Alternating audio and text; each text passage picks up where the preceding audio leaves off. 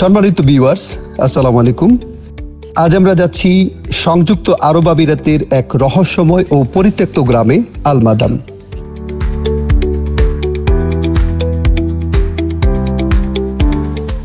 এটি যেন একটি ঘুমন্ত ভুতুড়ে শহর, যেখানে সময় থেমে আছে অনেক বছর ধরে।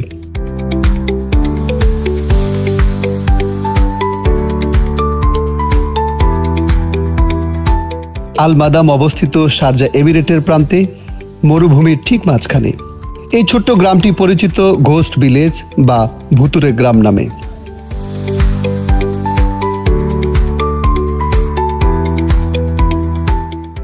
শোনা যায় এই গ্রামে 1970 দশকের দিকে একসময় বসবাস করত আল কেতুবি উপজাতির লোকজন, কিন্তু অজানা কোনো কারণে হঠাৎ তারা এই জায়গা ছেড়ে চলে যায়। আজ এই গ্রামে প্রবেশ করলেই দেখা যাবে বালু ঢুকে পড়েছে প্রতিটি ঘরের ভেতরে, ফার্নিচার পড়ে আছে আগের মতোই, যেন কেউ একদিন ফিরে আসবে বলে রেখে গেছে।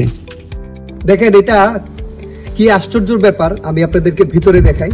ভিতরে একটু দেখেন,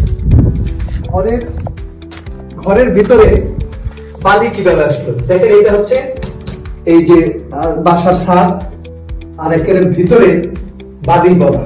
তো মানুষ কেন আসলে এই জায়গাটা ছেড়ে গেছে আমরা একটু অনুমান করতে পারি, কারণ এইখানে যদি আপনি দেখেন, এখানে একদম এই ইয়ে পর্যন্ত, ছাদ পর্যন্ত প্রায় বালিতে ভরা।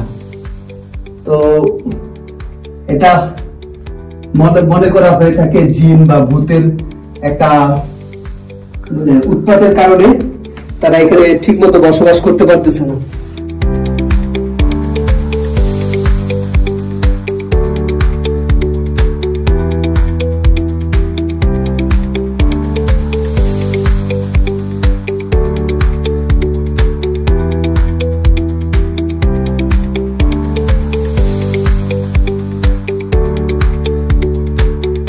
অনেকে মনে করেন এই গ্রামে জিনদের প্রভাব বা অতি প্রাকৃত কিছুর কারণে পরিত্যক্ত হয়েছে।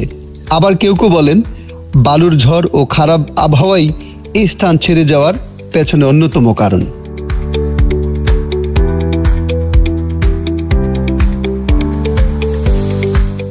আল মাদাম শুধুমাত্র একটি ভুতুড়ে গ্রামই নয়, এটি ইতিহাস, কল্পনা আর বাস্তবতার এক অপূর্ব মিশেল।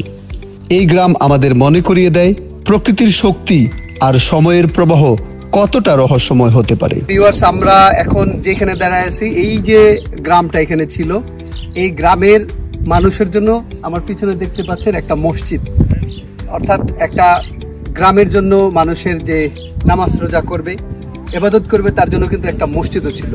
মানে এটা কতটুকু পূর্ণাঙ্গ একটা সামাজিক যে সমস্ত মানুষের চাহিদা আছে, যে সমস্ত মানুষের ফ্যাসিলিটি গুলো আছে, এই গ্রামটাতে সবকিছু ছিল।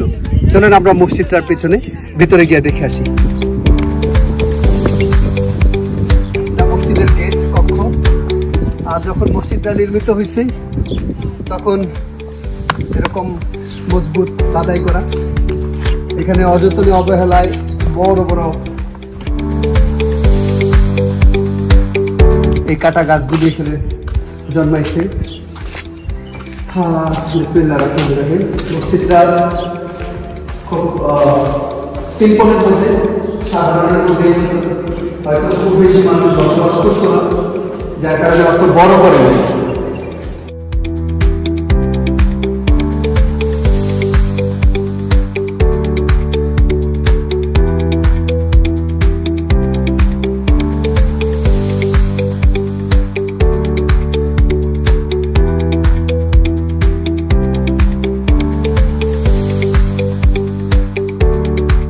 এটা আরো আকর্ষণ করার জন্য একটা ভৌতিক ছবি তুলে দিয়ে গেছে, পিকচার রেখে গেছে। সম্মানিত ভিউয়ার্স, ভিডিওটি ভালো লাগলে লাইক দিন, চ্যানেলটি সাবস্ক্রাইব করতে ভুলবেন না, আর এমন আরো রহস্যময় ভ্রমণের জন্য চোখ রাখুন আজহার ট্রাভেলে। সকলকে অনেক ধন্যবাদ। আল্লাহ হাফেজ।